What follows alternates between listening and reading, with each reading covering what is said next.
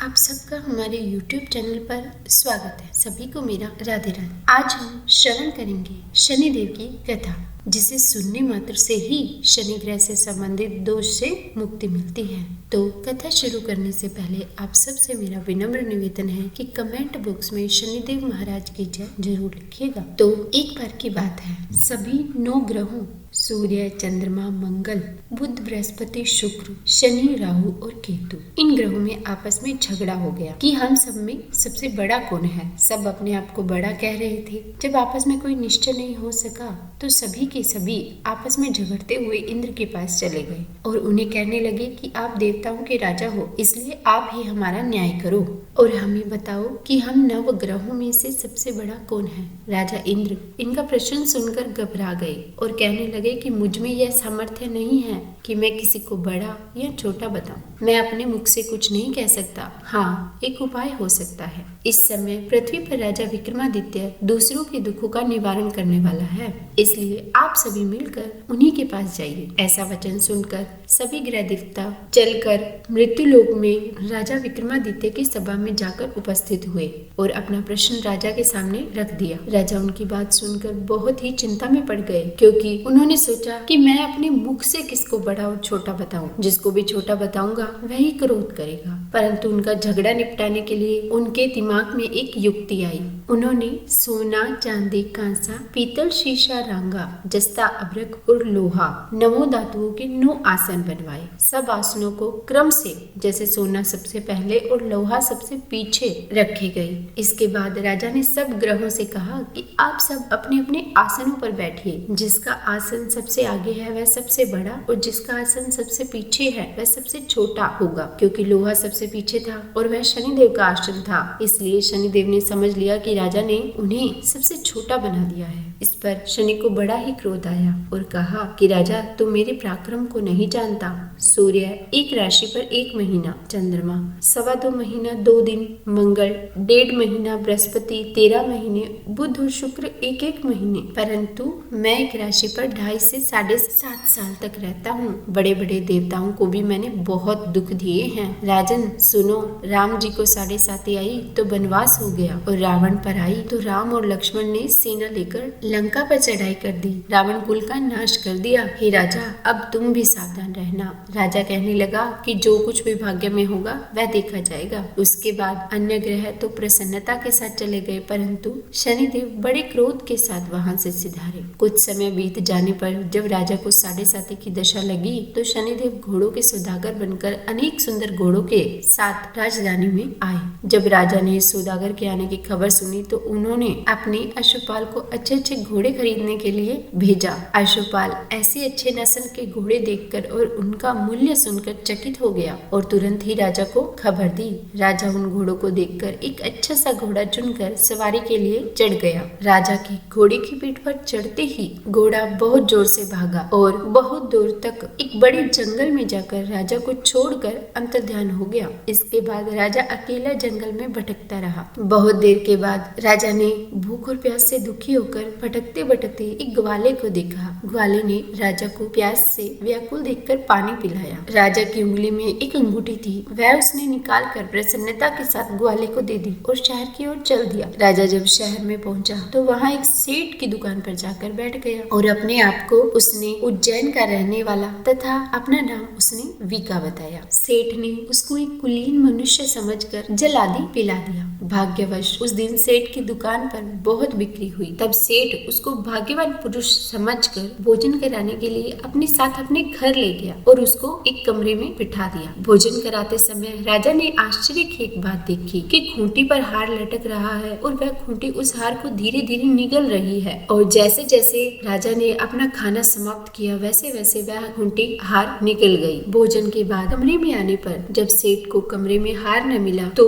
उसने यही निश्चय किया कि सिवाय वीका के और कोई इस कमरे में नहीं आया, इसीलिए हार इसी ने चोरी किया है। परंतु वीका ने हार लेने से मना कर दिया। इस पर सेठ ने वीका को कोतवाल को पकड़वा दिया। कोतवाल ने उसको राजा के सामने उपस्थित कर दिया और कहा कि ये आदमी तो भला प्रतीत होता है, लेकिन सेठ का कहना है कि इसने ही चोरी की है, क्योंकि इसके सिवाय कोई घर में आया ही नहीं। तब राजा ने आज्ञा दी कि इसके हाथ पैर काटकर चुरंगिया किया जाए। राजा की आज्ञा का तुरंत पालन किया गया और वीका के हाथ पैर काट दिए गए और उस अवस्था में उसे नगर के बाहर फेंकवा दिया गया। तभी वहाँ से एक तेली निकल रहा था जिसको वीका पर दया आ गई। उसने वीका को अपनी गाड़ी में बिठा लिया और अपने घर ले गया और वहाँ जाकर उसने उसे कोल्हू पर बिठा दिया। वीका उस पर बैठा हुआ अपनी जुबान से बैल हाँकता रहता था। जब शनि की दशा समाप्त हुई तो एक रात को वह वर्षा ऋतु के समय मल्हार राग गाने लगा। उसका मल्हार राग सुनकर उस शहर के राजा की कन्या उस राग पर मोहित हो गई और उसने मन ही मन प्रण कर लिया कि जो भी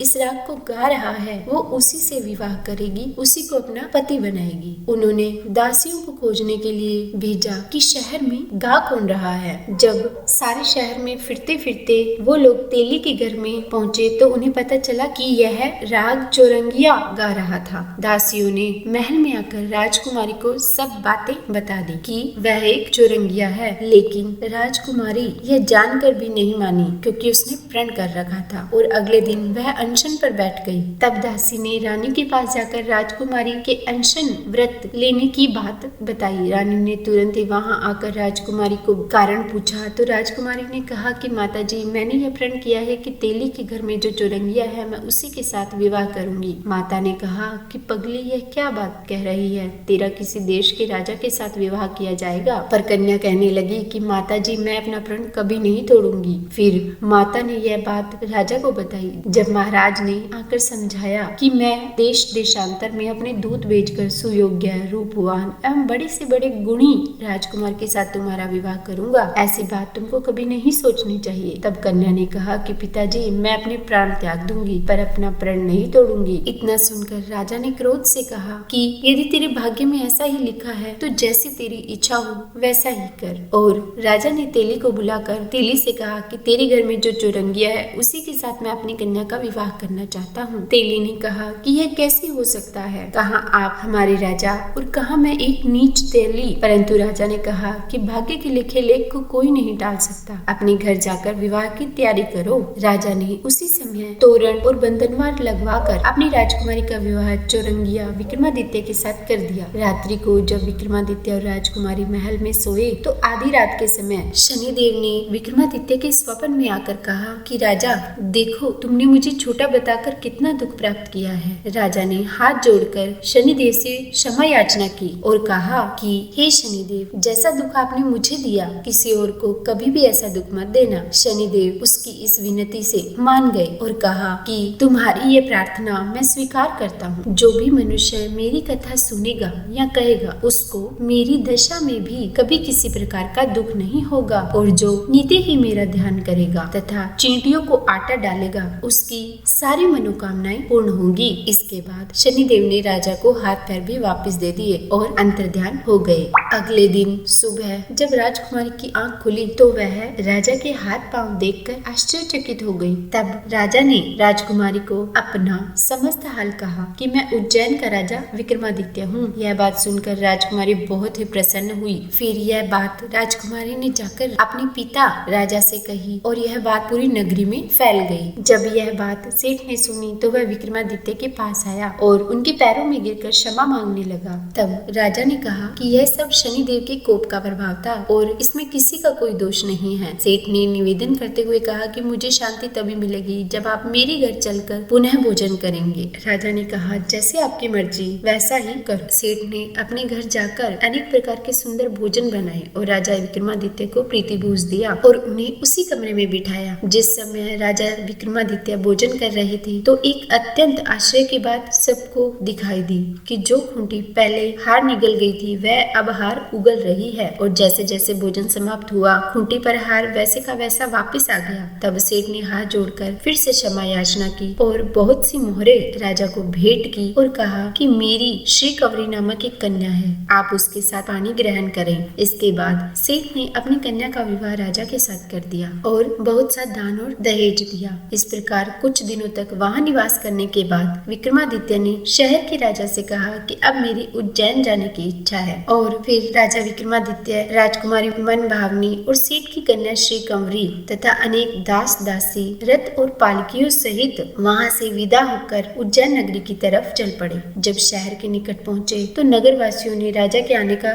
संवाद सुना तो सारी प्रजा उनकी अगवानी के लिए आई। तब बड़ी प्रसन्नता से राजा अपने महल में पधारे और सारे शहर में बड़ा भारी महोत्सव मनाया गया। रात्रि को दीपमाला की गई। अगले दिन राजा ने शहर में यह घोषणा करवाई कि शनि देवता सभी ग्रहों में सर्वोपरि हैं। इनको मैंने सबसे छोटा बताया, इसी से मुझे यह दुख प्राप्त हुआ। तब से सारे राज्य में शनिदेव की पूजा और कथा नियमित होने लगी। सारी प्रजा के बीच खुशी और आनंद का वातावरण बन गया तथा राजा और प्रजा अनेक प्रकार के सुख भोगने लगी। तो हे शनिदेव महाराज, अगर इस कथा को पढ़ने, सुनने या हुंकारा बनने में हमसे कोई गलती हो गई हो तो हमें क्षमा कीजिएगा। बोले शनिदेव महाराज की जय। जो भी कोई शनिदेव की इस कथा को पढ़ता या सुनता है, शनिदेव की कृपा से उसके सब दुख दूर हो जाते हैं। शनिवार की कथा को व्रत के दिन अवश्य पढ़ना चाहिए। कहते हैं शनिवार के दिन यदि शाम को आटे में शक्कर मिलाकर चींटियों को दी जाए तो पुराने से पुराना कर्जा उतर जाता है। तो आज शाम को आटे में शक्कर मिलाकर चींटियों को जरूर खिलाइएगा। अगर आपको मेरी यह वीडियो पसंद आई हो तो लाइक एंड शेयर करें, सब्सक्राइब करें और कमेंट में राधे राधे लिखना बिल्कुल भी न भूलें। राधे राधे।